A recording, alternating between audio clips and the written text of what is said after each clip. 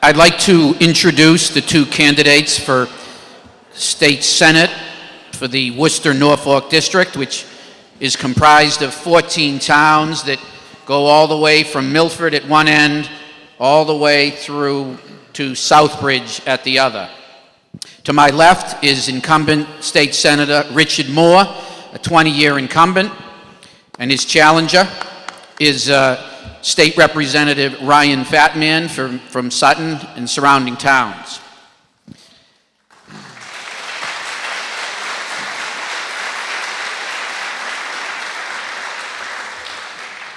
Senator Moore has won the coin toss, and he's elected to go second with his opening statement. So Ryan Fatman will begin. Good evening. Let me begin by thanking the citizens of Milford for putting on this candidates forum.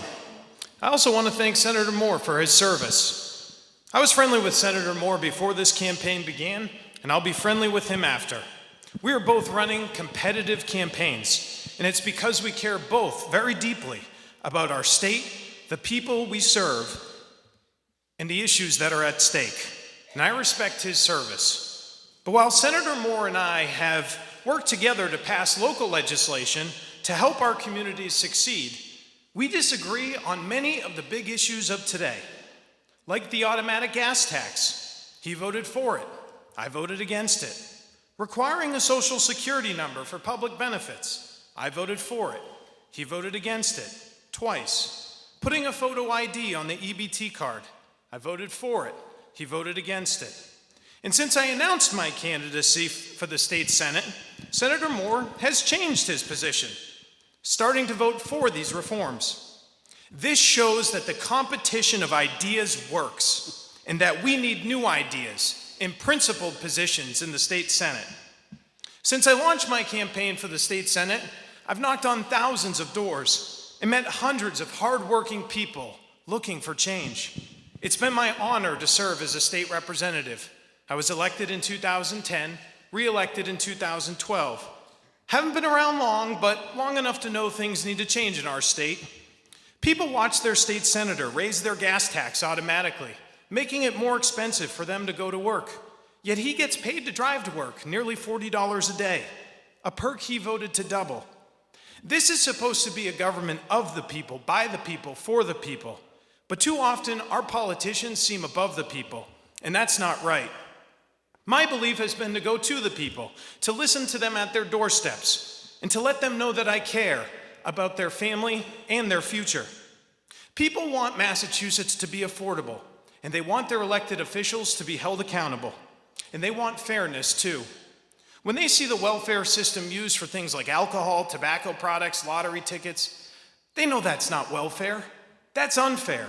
Unfair to every hardworking person I've met on the campaign trail. It's also unfair to the people who need the help, too. I've met dozens of new American citizens who saved every penny they had and waited 10 years to become a legal U.S. citizen. Going door to door, I hear their stories, and they are right to be upset about people who come to Massachusetts and get access to welfare, housing, health care, without being lawful Massachusetts residents. I believe we're at a defining moment in this state's history. Senator Moore's campaign has been to tell you he's good at playing that same old Beacon Hill game. Tonight, I'm here to tell you, if you vote for me, I'll change it. Thank you, Ryan. Thank you.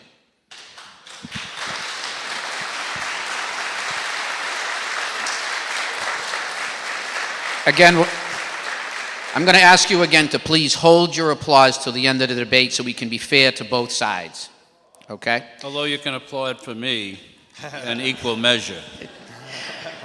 That's one exception I guess we have to make. Senator Moore. Thank you, John. And I want to thank the citizens of Milford for sponsoring this debate, and also thank those who are here tonight and those who are home that will be watching this on television. I'm proud to say that I was born in Milford, in what has become one of the finest community hospitals and a major local employer. And I was raised and educated in the local public schools next door in Hopedale. My working class parents weren't political, but they instilled in me the importance of helping our neighbors and our community. That's been my goal professionally as a college administrator and teacher, and in politics as a Hopedale selectman, state representative, federal administrator, and state senator. I'm proud of my record serving all of you and often working in a bipartisan fashion to get real reform that helped our region of the state. I've gained knowledge and experience and the trust of my colleagues and constituents and used it not for enhancing my personal career, but to help individuals, families, and towns that I have the honor to serve. I've sponsored many bills that have become law that help the people of our state, and I've succeeded in obtaining funding for local projects like the restoration of Milford Pond, the support for the Youth Center, and other projects in each town of the district. A complete list can be found actually on my campaign website, www.moreforsenate.com. My outstanding staff and I have helped hundreds, maybe thousands of individuals or families cut through the bureaucracy of state government. In the thousands of votes that I've cast on behalf of the people of this region, I'm sure anyone could pick out a few with which they disagree. Even my wife, Joanne, doesn't agree with every vote I make. But she knows that I think through each one and have a good reason for how I voted, not simply for political posturing, but what I believe is best for the district. But don't just take my word for that. Let me read a letter I received this week, and I quote, "I'm pleased to endorse my good friend Dick Moore for re-election to the Massachusetts Senate. Dick is possessed of enormous common sense, and as governor, I appreciated the fact that he never let politics get in the way of a good idea. We would not have gotten so much done on Beacon Hill in the 1990s without the help of conservative Democrats like Dick Moore, who, in my experience, was always willing to roll up his sleeves to get the job done and was not afraid to work on a bipartisan basis." Signed by Bill Weld. I look forward to the rest of the debate. Thank you, Senator Moore.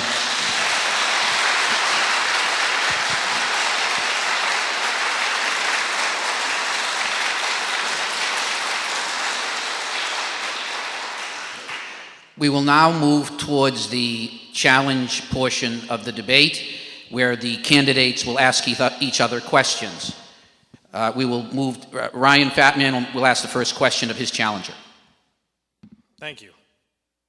Senator Moore, when you ran for re-election in 2012, with this flyer, you stated, "I don't support raising taxes, that government has to live within its means, that tax increases hurt the businesses in your district." Less than 7 months later, you voted to raise taxes by $500 million on gas, technology, services, and sales. What's changed? What's changed is the economy. More people are unemployed. We need to create jobs. Highway Fund creates jobs, and a great example is in your district and mine, in the town of Sutton, where a highway project, which was in the making for a number of years, former Representative Jennifer Callahan and I went to the administration and got that project moving. That project now is well under construction, and because it is, a major developer is also now building a Price Chopper Market and other stores that will provide some tax revenue to Sutton and jobs for people in the area. So jobs are what's really the primary focus on anything we do. We need to get people back to work and working at good-paying jobs. Representative Fatman, you have 1 minute. I don't understand the concept of how raising taxes by $500 million helps job creation. And I would also say that the tech tax actually instigated a movement of the business community to repeal that very tax. Had we taken the time as a legislature to actually go through the process and taken 7 days to observe what was in this tax package, as opposed to just ramming it down people's throats, we probably wouldn't have hurt the technology sector, which many jobs left because of it, or threatened to leave. One job in particular, small business, in Marlborough, left Massachusetts and went down to Rhode Island, because Rhode Island was offering tax incentives for the same thing. Short period of time, jobs gone. Okay. Question from Senator Moore. Right, in the first 4 years that I served in the Massachusetts House, I helped to lead the effort to create the Blackstone River and Canal Heritage State Park. I worked with the Department of Transportation to straighten out a dangerous section of road in Millville, known as Dead Man's Curve. I led the effort to have Route 146 reconstructed at a time when it was known as the Killer Highway and changed into a much safer road. Serving as your senator, to me, is about having a vision of what I can do to help this region and our Commonwealth become even better. What have you done in your time in office that has directly helped the people of the districts you serve? Well, Senator Moore, I appreciate the question. One of the things I've done is work directly with you to file legislation on the local level, whether it be for liquor licenses or land takings, and both of those have helped create jobs. We just recently passed a bill in Webster for 5 liquor licenses, which they expect is probably going to create 100 jobs down in the downtown area, putting people back to work at restaurants, putting people back to work actually at Atlas Box. When we took that land taking, we expanded the opportunity for that business to grow. And so I've been happy to work with you on that and help shepherd things through the House. You have made the comment that I have never passed a piece of legislation. And I've always been confused about that because of this letter that you wrote me on November 2nd, 2002, congratulating me on passing my very first amendment, which was the day that I gave my first speech in the House of Representatives. That was right here. This bill passed as law, and I was behind it. Senator Moore? Well, I didn't know you were in the legislature in 2002, but nevertheless, the bills that you cite are bills that I'm the co-sponsor, in many cases the lead sponsor. I wanted to know what you've done, not what you've done because of on my coattails. What have you done on your own? Question from Representative Fatman.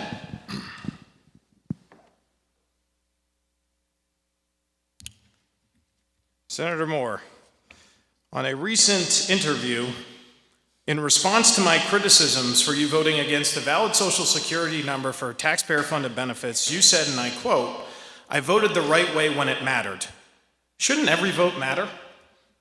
No, not when votes are cast are offered as political posturing and amendments to a bill, to a budget bill, that really had no money behind them in order to enforce it. We talked earlier in the House debate about the need to be able to enforce what gets passed.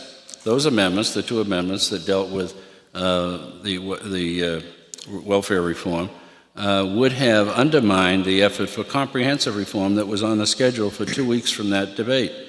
That we needed, and I think you agree, comprehensive welfare reform, not nitpicking and getting a piece here, a piece there, which would have weakened the initiative, weakened the effort to get a passage of welfare reform, which did pass, which included photos on EBT cards, which included Social Security numbers for an application of benefits.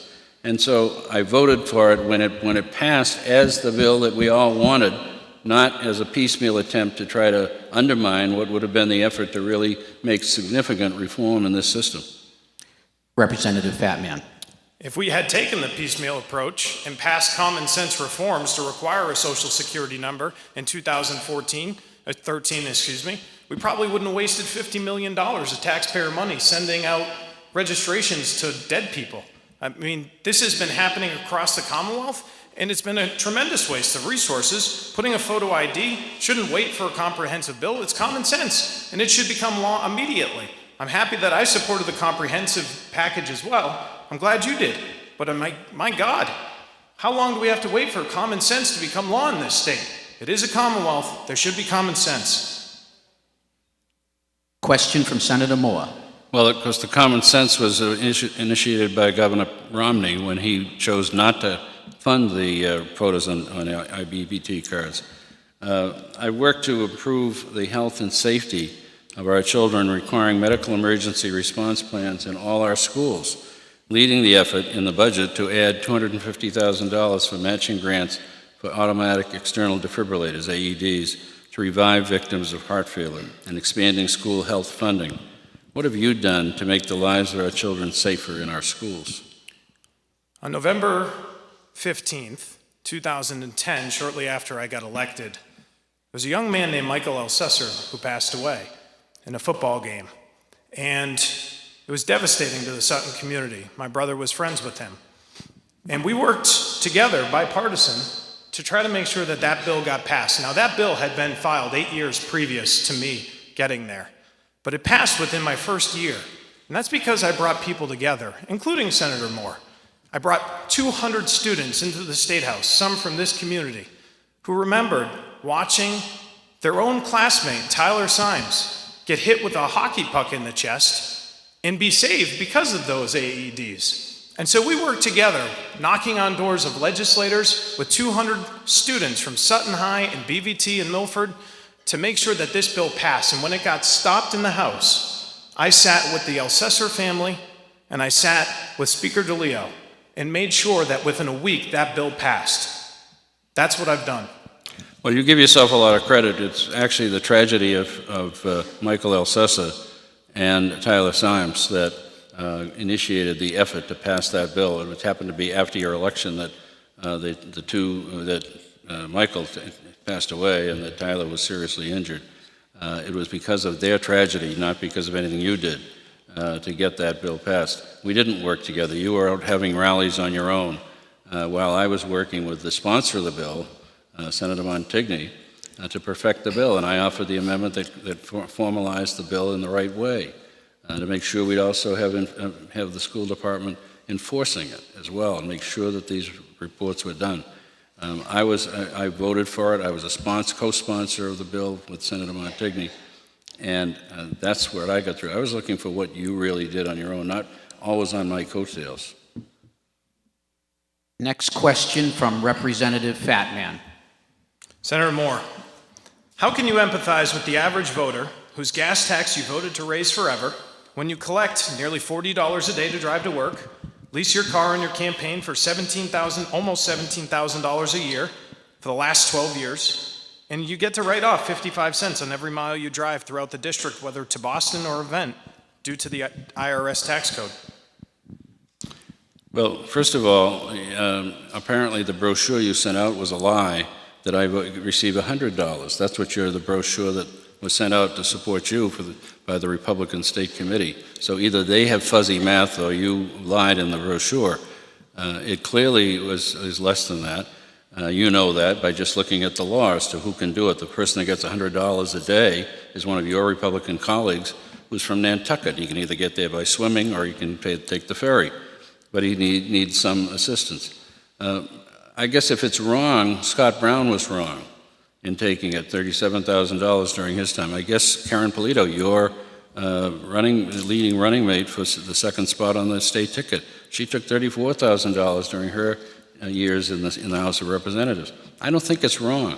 The federal tax code actually allows for a tax credit for commuters, that businesses, and I believe Waters, which one of your supporters works for, provides that commuting benefit. It's one of the businesses that does it, and that's considered good business practice to provide that. But I also drive to work around the district, to meetings. I attend a lot of meetings with local officials. I attend functions where I'm invited, and I don't get any reimbursement for that. So the actual reimbursement, or it's not even a reimbursement because it's a flat amount, is minuscule compared to the amount of driving that I have to do in 14 towns. It's easier if you only represent 3.5 towns, but when you represent 14, and it takes over an hour and a half to get from one end to the other, there's a lot of local driving involved to get to the meetings, to do the job of being a senator, and to be able to represent the people and know what they're thinking and know what they want, and I take that time to do it. Representative Fatman. First of all, my Republican colleagues are wrong, and people can expect me to stand up when I think my Republican colleagues are wrong as a state senator. Second, no one lied about how much per diems you take. It says Senator Richard Moore voted to double this political perk to $100 a day when it was previously $50 per day. That means you doubled your own to around $40 a day. I don't know the exact number because I don't take it. I promised I never would, I never have, and if I ever do, you shouldn't vote for me. Because this has to be a government of the people, by the people, for the people, not above the people. And I think when we drive politicians to work on the taxpayer's dime, that's above the people, and that makes lawmakers out of touch with the people that they represent. Okay. Final question from Senator Moore. I've worked to bring education and training opportunities to our region, leading the effort to bring Sigmund Community College to Southbridge on the former American Optical campus and to obtain seed money to begin the establishment of an advanced manufacturing technology center in that town, as well as a branch of Quinsigamon in the Blackstone Valley. I've allocated funding and advocated funding to expand the advanced placement programs in our schools, including the Sutton High School. I've also worked to increase local aid by voting for it, not simply advocating, but voting for it. What have you done to expand educational opportunities in this district? Thank you for the question. Well, first of all, I have voted for increases in local aid. In fact, I'm the only candidate who's never voted to cut local aid standing before you. I did vote against the budget, and that's what you're referring to, but we can get into that later tonight. One of the things I've helped with is making sure that people do have educational opportunities, and we fund local communities. And so one of the first initiatives that I worked on with my Republican colleagues was to get reversion money, an amendment through the budget, $65 million, which meant about $185,000 for the town of Milford, and for my current district, $369,422. And so that was after years and years of you cutting local aid. In fact, we're still down by local aid in this town alone by over $1 million, about $1,085,421. This town has not received and needs to be made whole. So I have made it as a former selectman who served 2 terms in the town of Sutton, who had to make tough budget decisions as you guys cut our local aid and lay off teachers and lay off firefighters and hear their stories and see the consequences. I made that my #1 priority on Beacon Hill. And that's one of the things I worked with George Peterson on, the minority leader, and that's something I will always work on in a team effort, whether it be with Republicans or Democrats. Senator Moore. Well, that's fine to be saying that, and you can talk a great game, but when you don't vote for the budget that includes that increase in local aid, significant increases this year and last year when you both also voted against the budget, that doesn't explain. You can say, I'm going to give you a check, but then you don't sign it, and then it's not cashed at the bank. You either are for it or you're not. You should be consistent with that, and you should be voting for the budget because that's the vote that counts when you finally deliver the local aid. It's all well and good to go out there and tell the community you're doing this or doing that. I voted for the $65 million addition as well in the Senate. I know, but it didn't pass the Senate. It passed in conference, and that's where you talk to the conferees. If you know how to work with the rest of the body in the Senate and working with the House conferees, that's how you get something done. We advocated passing that and asked our conferees to recede from their position and agree with the House position. That's why I voted for it, and that's why I voted for the final bill, the final budget that included that. You didn't. Okay, thank you. Thank you. I did. Thank you from both candidates, and we will now move to the citizen participation portion of the debate. Please raise your hand, and we'll have one of our assistants come over and bring the microphone to you. Let's start right here. Thank you, everybody, for this meeting. Senator Moore, thank you for your 40-something years of service for the community. The question I have is, it seems that the majority of people, voters in Massachusetts, think we are heading in the wrong direction in many areas. And when I think that 52% of us are independents or unenrolled, and then I think of the one-party rule on Beacon Hill, what do you think you could do to change the direction in a one-party rule if you are elected again? Well, it depends on who the governor is, and we've had 16 years of Republican governors. I don't call that one-party rule. The governor has significant authority. So it's only been the last 8 years that you can even say that. But it isn't even one-party rule there. The Republican members of the House and Senate, at least in the Senate, are included in the discussions and the debate. We do a lot of things bipartisan, almost always, in many cases, unanimous or very close to that, working with my colleagues across the aisle. I have a great relationship with the Republican floor leader in the Senate, and we get a lot of things done. I think the question of one-party rule is not the issue. The question is, how do we do it, and what are we doing? And I think that on many things that I've supported, we're going in the right direction. I'm not always voting with my own leadership, with the Senate president. sometimes a little frustrating to her. But when I don't think the district is being well served, I don't vote one party. I vote with what I think is right for the district, and I work with, and the record shows that I frequently am voting with the Republican members of the Senate on some issues that I think are important to this district. Representative Fatman. Thank you for the question. The record also shows, according to the Senate Clerk's office, that Senator Moore has voted in the last 4 years 90% of the time with his party's leadership. So when you're voting with the Republicans, it's not too often. Secondly, he mentioned political posturing and filing amendments that are common sense, like requiring a social security number to sign up for public benefits or putting a photo ID on the EBT card. It's Republicans that have brought forward these issues and created awareness about all the money and the fraud and the waste and the abuse. That's something that I think balance brings. And I think that you're right. We need a Republican governor to restore balance in this state. That's why I'm supporting Charlie Baker, and don't really understand why you're supporting Martha Coakley. But at the same time, I've always been willing to reach across party lines and make sure that we achieve success. You have to as a Republican, because there's so many Democrats, and that's fine. My mom's a Democrat. My dad's a Republican. Said my mom had good ideas. My dad knew how to pay for them. And to me, that's the approach you'll be able to take when I go to the state Senate. Next question. Right over here. Thank you, Representative Fatman and Senator Moore, for your service. A lot of talk is about supporting local government. My question is this.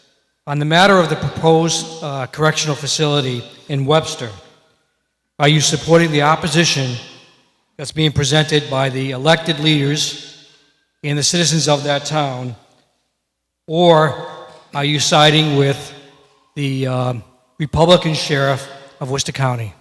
I'd like Representative Fatman to take that on first. I'm looking forward to a bipartisan approach on this from both of you. Thank you. Thanks for the question, Art. We talked about why I voted against the budget. This is the reason. I voted for the House budget because it had some of my own amendments in there that would help my local communities. Then it went to the Senate. Senator Moore filed a $497,000 budget item. It was for a correction center in the town of Webster. It came to conference committee. The final budget had it in there. I voted against it for that reason. I live in the town of Webster. The town of Webster does not need more community correction centers. It needs more police on the streets. It needs more programs to get people back to work. I'm siding with my vote that I took against the budget for that reason. I knew it was wrong then. I know it's wrong now. I live in the town of Webster, 1 mile away from that spot. Every day when I drive home from work or from the campaign trail, I see the people who are walking on the streets, and they sometimes are not safe people. There's dangerous people in the town of Webster. We have 58 registered sex offenders, and it's ranked the 3rd most dangerous community in central Massachusetts. There's a lot of things that need to change, and that's why I voted against it. I side with my budget vote. Senator Moore. Well, I'm happy to have your support against the sheriff in this effort. The sheriff came to me and asked for funding. He asked for that amount of money in order to provide some assistance for drug addicts to try to get them on the right track. Then he changed his rule, or at least he didn't tell the community the proper story up front, changed what he was planning to do. When he actually, at a meeting of the local committee that's to try to deal with drug abuse, said that what he would do is that he was going to have a request for proposals throughout southern Worcester County to see where that should be located. And that he would have community information programs to explain to wherever the communities were where a treatment center might be located. We found out after the meeting, after he had told us that he in fact was looking to reopen the center in Webster, and that the formula he was using, or the system he was using, was a community correction center, not what the community had been told that he wanted, nor what I had been told that he wanted. And so I've told him that that's unacceptable, that he needs to look at the whole area, that as to where the drug issues are, where the people, what kind of people are going to be using the center if there is one, and what kind of people are going to be there to provide security. He intends to go forward with it. Well, I have blocked that so far from happening, and I would expect in the next budget, if I'm the senator, I will make sure that he doesn't get the funding to do anything more. Next question.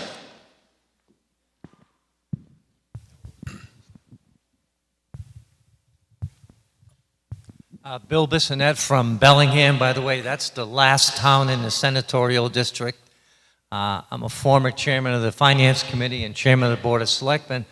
So two issues that I've always been interested in is constituent services and what type of leadership and sponsoring bills have you, and I know Ryan was our representative for a short time till the redistricting, and Senator Moore has been our senator for a while. But my thing is, how much constituency services, how many times do you make it to the towns, and what legislation have you sponsored? And the question is for both Mr. Fatman and Mr. Moore. Let's start with Senator Moore. Well, I'm clearly in Bellingham on at least a weekly basis, and it's not for campaign purposes. It's to meet with local officials, meet with constituents, whether it's for a coffee hour or office hours or meetings that they request that I do. And we have supported Bellingham in a number of areas there, not only with local bills that the town meeting requests, but also with some of the issues in the transportation bond where there's a major construction project that they would like to see go forward that will provide a northbound ramp on Route 495, which will help to alleviate some of the traffic issues on the 126 495 interchange, to broaden that interchange, make a wider bridge similar to what is down 140 on Franklin, working with the selectmen there and working with the town administrator, working with the school committee on the issues that they present to me for the people in Bellingham. So I'm there on a very regular basis, and it's not just at campaign time, it's throughout the years of the term, and not just this term, but a number of terms now that I've been working with the people in Bellingham. Representative Fatman. Thank you very much for the question, Bill. And I will say that I am quite sad about losing the town of Bellingham in redistricting, and I'm trying to get it back. I've knocked on doors since 2010, and the thing is, I never stopped. I went back to the people that I asked for their vote for and said, these are some of the things I'm working on, and I'd like to get your opinion. There was a young girl in the town of Bellingham, Katie Dickinson, and I knocked on her door, and actually the Milford Daily News wrote a whole article about this. Young, 13-year-old girl said, my opinion matters. And I said, you're right, and if I win, I'm going to come back to you and your family, and I'm going to file a bill on your behalf, a study. Didn't want to do the full reins of the bill that she wanted to do, because what she was saying at the dinner table with her parents was that she was upset by people who get access to welfare but don't have to work, and that she thought it was a good idea that you have to have community service as part of the contract for getting that. And so I sat down with her after I won the election, and we filed that bill. And we had her come in, and we had her talk about these issues. Another thing, I knocked on doors in the town of Webster, where I live. I did it during the budget season. I asked people what they wanted me to file on their behalf. Talk to the local leaders, talk to the leaders of organizations, talk to regular people who don't really get involved in those things. And when I told them about a corrections center that Senator Moore had filed as a budget line item, they were adamantly against it. And that's one of the reasons why I decided to vote against the budget. Because overall, there were some good things in there. But the town where I lived and the town that was impacted most, they didn't want it. And I knew that. And on regards to the sheriff, I think he has some interesting emails that he's going to release at some point that really tell the true story about that. Because he told me that when the town of Webster had this community correction center proposed, it was you who first reached out to him, not the other way around. Next question, please. In the front.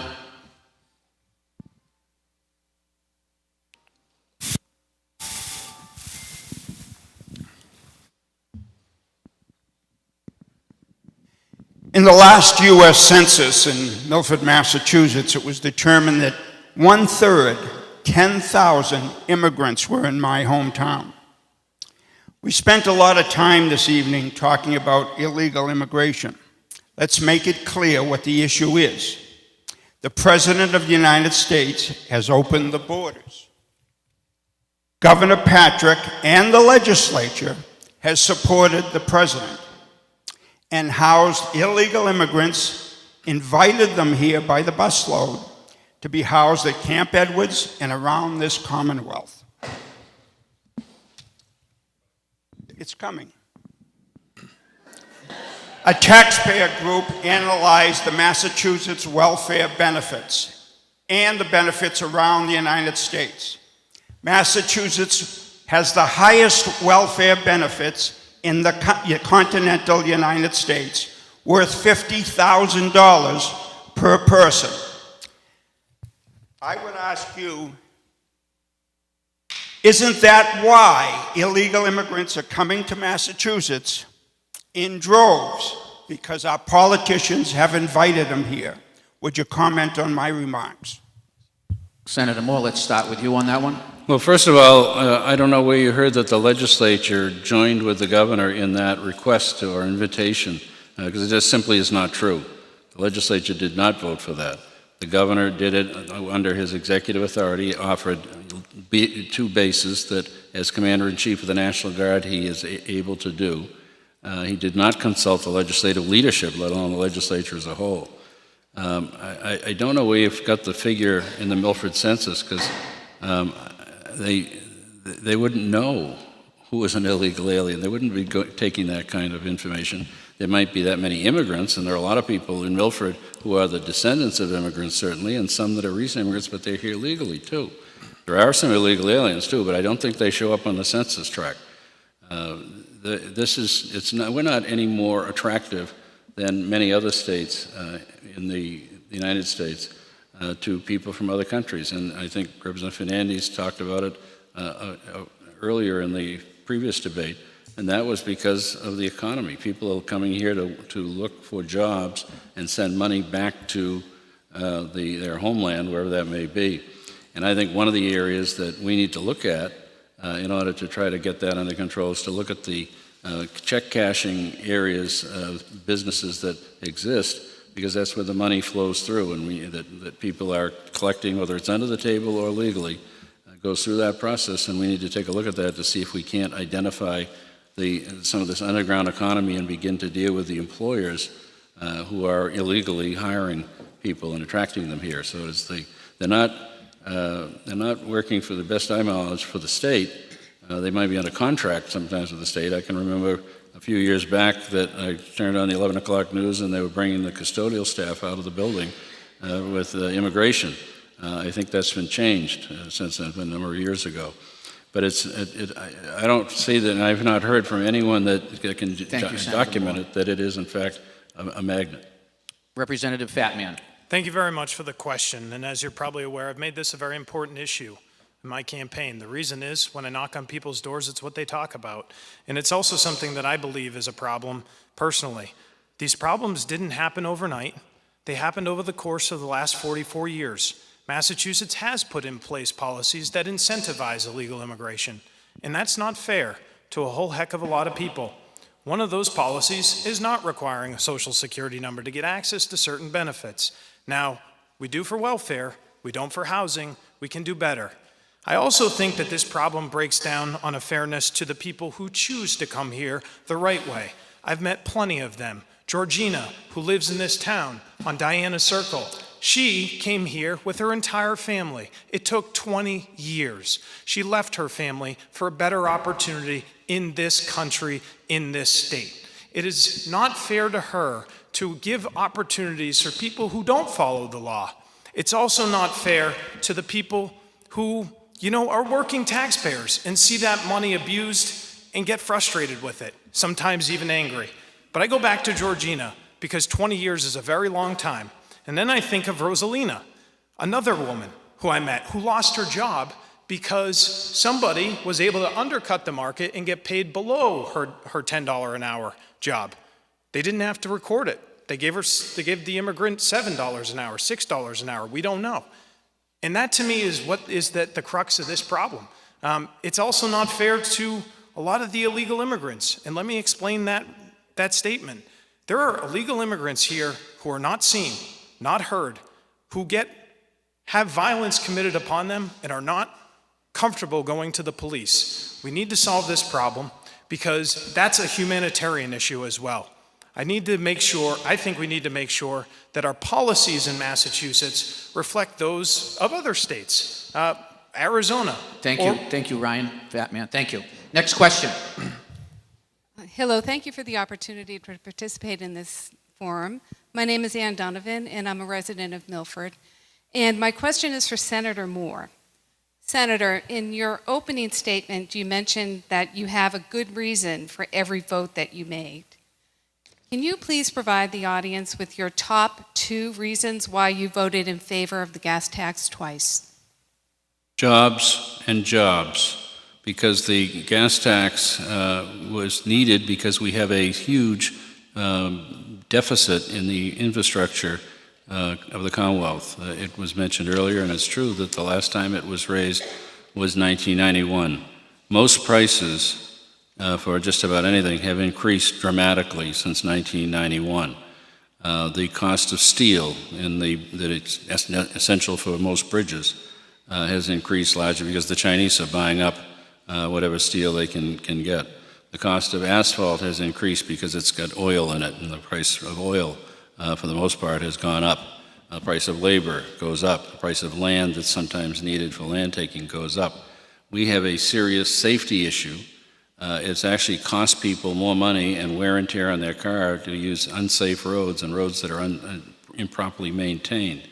For us to get the money to the local communities, the governor, because of the question on the ballot, is reluctant to approve the full amount the legislature has approved for Chapter 90, the local road fund, by 1/3, $100 million, because of the uncertainty of the stable source of revenue for that piece.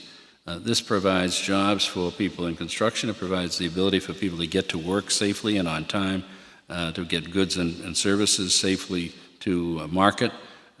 Without that, the economy is at serious risk of going back into recession. I don't think we want that. Representative Fat Man. Thank you very much for the question. Was it Pam? Ann, my mom's name. I think when you state that raising taxes creates jobs, you've been on Beacon Hill too long. I don't see any economist saying, let's raise taxes and create jobs. That's just counterintuitive. But one of the reasons why I am against the gas tax is because when you fill up your tank in taxes, it costs about $7 per average if you have a 15-gallon vehicle. You have to pay that. He doesn't. To me, that's not right. The second thing is $679,000 is what it costs for us to maintain our roads every mile. And so the number in Massachusetts is about 7 times higher than the rest of the nation. The average is about $100,000. And so we've added to the costs of government over the course of time. I didn't help create these problems. I'm dedicated to trying to solve them. The big dig is a big problem. There was project labor agreements. They only allowed unions to bid on those contracts. That's one of the things that drove up the cost. Not that unions do a bad job, they do a fine job. But when other groups are involved, competing and trying to make more bids, that competition drives price down. And so Massachusetts has got it wrong before I was born. And he's been serving before I was born. And these are the kinds of things that I'd like to try to change. Next question. Hi, thank you. I had a question about illegal immigration. I understand that that's a problem, but I'm having a hard time wondering how to prevent illegal immigration, but yet care for children that are the illegal immigration, the recipients of the parents that are here. I just find it really hard to be so cutthroat about the way we say, oh, they shouldn't have any benefits, and et cetera. Let's start with Representative Fat Man. I appreciate that, and that was something I was trying to get at in my first answer. One thing that I learned about today was since the start of the school year in the town of Milford, there's been 30 new students added to the classrooms and to the school from grade 9 to 12, and they are unlawful immigrants. And so the Commonwealth of Massachusetts requires by law that when they come here, they must be educated. And one of the things that I think, they're children. And, that's something that I think maybe we need to do. But I also think we need to make it so that people follow our laws. And I also think we need to help these communities out. And one of the things that hasn't happened in this state that I will make happen if I'm elected as state senator is a circuit breaker for schools that have an influx of immigrants so that they can have extra funding for aid so that these schools are not stretched. That doesn't exist right now. It does exist in the state of Texas. It's a law that they created, and I think it's a good law. But stretching services and legal Milfordian children having to suffer because they don't have English as the first language, I think is unfair. We need to have some sort of funding mechanism to address that problem, be compassionate about it, but also be litigious about it and follow the law. Senator Moore. Well, I don't think the question was answered, if I understood your question correctly, and that is, what about the children who are born here who are United States citizens because of that under federal law? That poses a rather different set of problems because they are citizens and are entitled to the education, entitled to various benefits.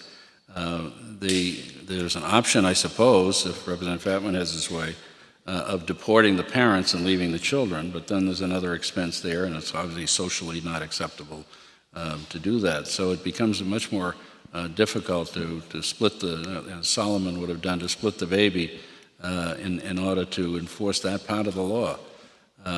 I think we should be compensated for the failure of the federal government to enforce, to maintain our borders and also to deal with folks that have visas but overstay that visa. If that results in additional education costs, additional health care costs by their presence, then the federal government has an obligation. If they're not going to solve the problem, and the way Congress is working, it doesn't look like they will anytime soon, then they ought to come up with some assistance for local communities and for the state to have to deal with the failure of that federal policy. Okay, next question.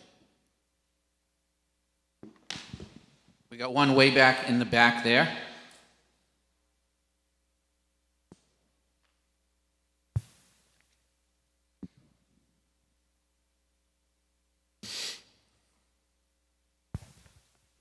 You gonna take one up here, Peter, in the front? Okay. Earlier, in the last debate, we learned that I think it was 75% of our state budget was healthcare and education. Why is it so high in our state per capita compared to other states in the United States? Thank you. Let's start with Senator Moore. It's their healthcare costs. I don't know if you're talking about the education costs and healthcare both. Is that what the question? Healthcare costs are very high here, and one of the things that I've done is to lead the effort in 2012 for healthcare cost containment bill that has just been implemented by the administration and is beginning to show that we're getting those costs into line with inflation. Mr. Fatman voted against that bill, but it is providing for significant efforts to get our hospitals, our doctors, and others to reduce their costs and not reduce waste in the system, and there is some in the healthcare system, a private system for the most part. There is waste in that system, and they can squeeze that out and make the cost less. I included in that bill was a requirement that insurance companies that sell health insurance must designate at least 90% of their premium to actual health costs of the individual. If they don't, they have to rebate it to either the business or the individual or both that are the purchases of those premiums. That's already returned last year something like $55 million to individuals and to small businesses that purchase health insurance. Those are steps that I think we can take and will continue to take. The estimates of the experts tell us that over the next 15 years, that will save Massachusetts, the people of Massachusetts, about $200 billion. That's a pretty big savings, and the rest of the states are looking very closely at getting to that effort. Education costs are not a lot higher than in other parts of the country. In fact, I know we're lower than many, and part of that is that we have, over the course of the recessions, the state has not had the money to subsidize the public education to the degree that it did in the past. At one time, the state was subsidizing, I think, roughly 50% of the cost at UMass and at state universities. Moore. Thank you. Representative Fatman. Thank you very much. And Michael, thank you for the question. I did vote against the cost containment bill, and I know I'll get to the genesis of your question, but I don't think it has been a success. The rate of inflation did outpace medical. It did. And, I think that one of the reasons why we have such an expensive healthcare system and education is very bureaucratic. It's packed. And I think that we need to reform that and make it less bureaucratic and also make it easier for people.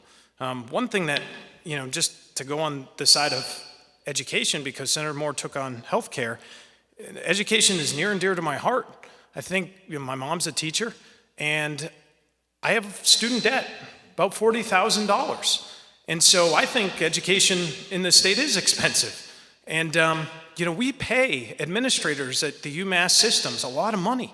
And we continuously raise their salaries. And one of the things I've supported is making sure that we freeze these salaries and stop, because those costs are levied onto the students. And I think that's wrong. There's a lot of students who are coming out with massive amounts of debt, and it's going to have far-reaching consequences on our economy, especially in the housing market. When you come out with $100,000 in debt and you look towards buying a house in the next 10 years of your life, it's virtually impossible, especially when the economy is not doing well. But I disagree with Senator Moore. I think that education costs are high. And I know people who have gone to UNH over UMass, or to University of Connecticut over UMass. And students make those decisions every day. The economy as well has hurt us from a standpoint where people are going more and more to local colleges, community, state schools, and that drives up the costs, drives up the fees. And I think students trying to make it in Massachusetts in the public education system struggle every day. I'm their peer, and I'll be willing to work on that issue. Thank you, Representative Fatman. We have time for one more question before we go to closing statements. Right over here. Good evening, gentlemen. My name is Mike Visconti. I'm a resident of Milford. A number of years back, in an effort to curb welfare fraud and control illegal immigration, a federal mandate required all states to adopt what's called a Real ID system. Massachusetts defiantly refuses to adopt the Real ID system. Could each of you comment on that, please? Senator Moore. Well, it's the governor refuses to adopt Real ID, and he has not put forward that proposal to the legislature to vote on. The state has a waiver until 2016 at the moment for implementation of that. I frankly think we should have it. And the administration, I would believe that either Attorney General Coakley or Mr. Baker would probably have a different view on that than the governor has. So we may be able to get that issue resolved, but it has not been a legislative mandate. It has been the executive that has chosen whether to accept that or not. Representative Fatman. Thank you for the question, Mike. I think it's a failure of leadership by the governor. I don't know what he's thinking. And that's why I support Charlie Baker. When I saw that, I called him up and said, Charlie, what do you think about this? He said, ridiculous. This is something that will become implemented if I become governor. And then the Patrick administration announced that they also plan on giving licenses out to people who are here legally. And so I was the only one in this race and in this area legislatively that spoke up against that and said that's unacceptable. And I was joined by Bill Buckley, one of the local selectmen, who said it's not acceptable. It's just another incentive for unlawful immigration to Massachusetts. And so I think that when you think about these things, and it just highlights the reason why two-party government is really important, because we haven't gotten it right, and we need to. Thank you. Thank you both. That concludes the citizen participation portion of tonight's forum. We will now move to closing statements. Senator Moore will go first. Well, the Great Recession of recent years seems to be abating. I know well that too many people are still hurting financially, perhaps still unemployed or underemployed. That's why my priority has been and is to promote private sector job growth. I know parents who are worried about the affordability of both early childhood education and college education.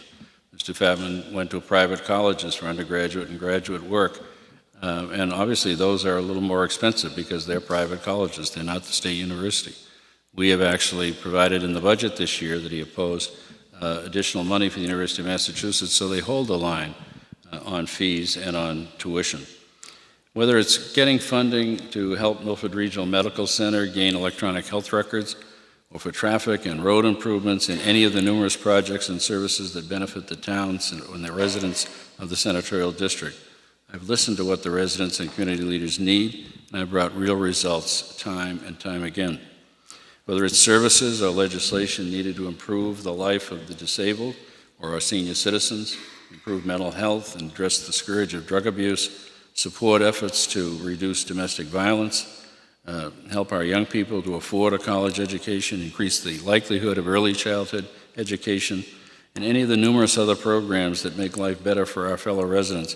I've been there listening to the people and taking action to address those issues. There's still a lot more to do until everyone can be part of the economic recovery, and I have the knowledge, the experience, and yes, the energy to keep working for you and everyone in this region. I don't just talk about standing up for this district. I stand up for you time and time again. I don't just talk about change, I make it happen. I ask for your support and your vote on November 4th, not to advance my personal political career as the next stepping stone, but to continue to care about your needs and your community, and to keep working for you as your state senator. Thank you. Representative Fatman. Thank you very much to all of you for coming tonight.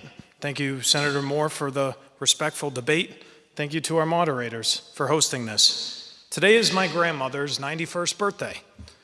And while she's no longer with us, nor is my grandfather, I'm often wondering in my mind what they would think, the greatest generation, and how they would look at my generation and the responsibilities that have been laid out to me. My wife and I often talk about this, whether it be in everyday life, driving home, and we think we need to make a difference. I've always believed that this race is about the past versus the future. Whether we choose to move forward or we continue to look backward. I think Senator Moore's a great guy. I don't always agree with him. On a personal level, I like him. He may not think so during this campaign, but he is a good guy. And I think that the issues before us require change. It's what I've heard every single time I've gone to doors, and I've gone to doors a lot, 16,000 plus times. And I hear people talk to me about their struggles, about how it's unfair to see the welfare system used for alcohol, tobacco products, lottery tickets, when they struggle every single day to put food on the family for their table. I see people who I've met that are legal Massachusetts residents because they immigrated here the right way, and their jobs are taken by people who choose not to. To me, this is a state that has been headed in the wrong direction for quite some time. In 1990, we had 3.2 million jobs. Today, we have about 3.19. We've had more speakers of the House indicted than jobs created in 2 decades. That's not a state heading in the right direction. If you vote for me, I will promise to make Massachusetts a place you are proud to call home, where people want to live, raise a family, have a career, and spend the rest of their life. If that's what you want, if that is what you hope for, I ask for your vote on November 4th. Say, if you could remember Fat Man in November, I'd greatly appreciate that. Thank you. Thank you. Thank you.